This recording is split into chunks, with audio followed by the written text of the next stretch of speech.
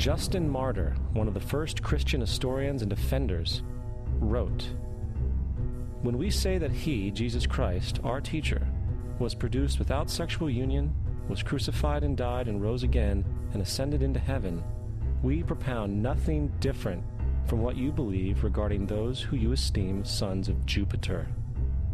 In a different writing, Justin Martyr said, "He was born of a virgin, except this in common with what you believe of Perseus."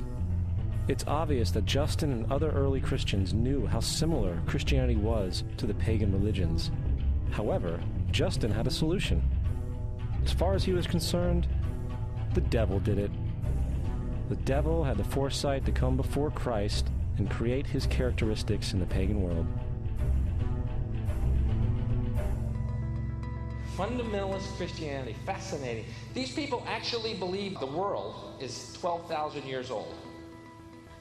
Swear to God. I actually asked one of these guys, okay, dinosaur fossils. He says, dinosaur fossils? God put those here to test our faith.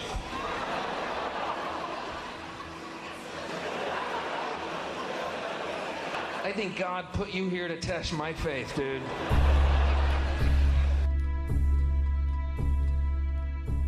The Bible is nothing more than an astrotheological literary hybrid, just like nearly all religious myths before it. In fact, the aspect of transference of one character's attributes to a new character can be found within the book itself. In the Old Testament, there is the story of Joseph. Joseph was a prototype for Jesus. Joseph was born of a miracle birth. Jesus was born of a miracle birth. Joseph was of 12 brothers. Jesus had 12 disciples.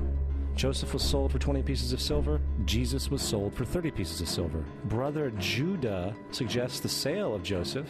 Disciple Judas suggests the sale of Jesus. Joseph began his work at the age of 30.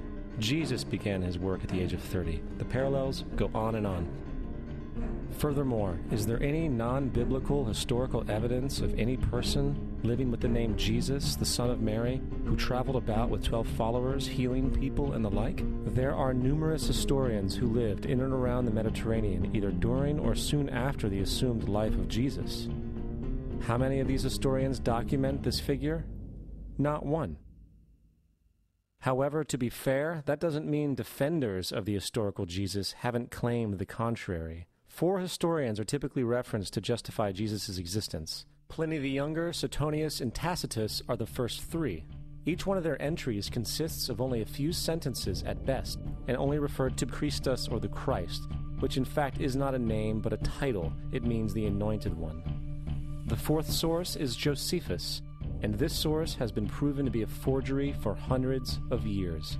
Sadly, it is still cited as truth. You would think that a guy who rose from the dead and ascended into heaven for all eyes to see and performed the wealth of miracles acclaimed to him would have made it into the historical record. It didn't, because once the evidence is weighed, there are very high odds that the figure known as Jesus did not even exist.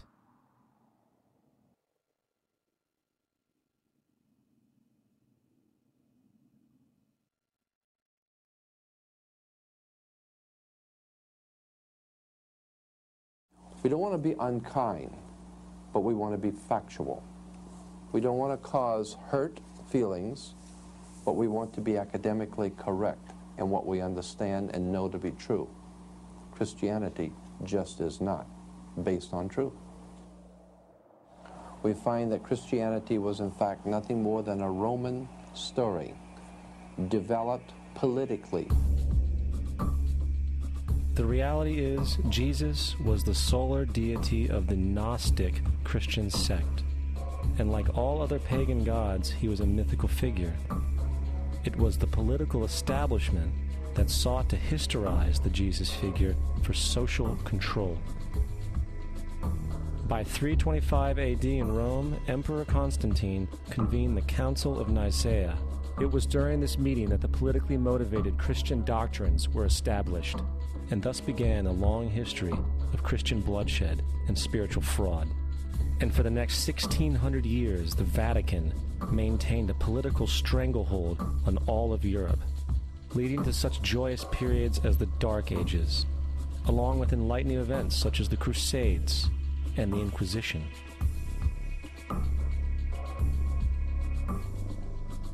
Christianity, along with all other theistic belief systems, is the fraud of the age. It serves to detach the species from the natural world, and likewise each other. It supports blind submission to authority. It reduces human responsibility to the effect that God controls everything, and in turn awful crimes can be justified in the name of a divine pursuit. And most importantly, it empowers those who know the truth, but use the myth to manipulate and control societies. The religious myth is the most powerful device ever created and serves as the psychological soil upon which other myths can flourish.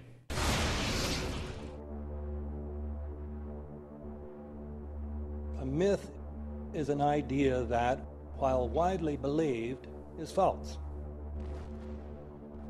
In a deeper sense, in the religious sense, a myth serves as an orienting and mobilizing story for a people.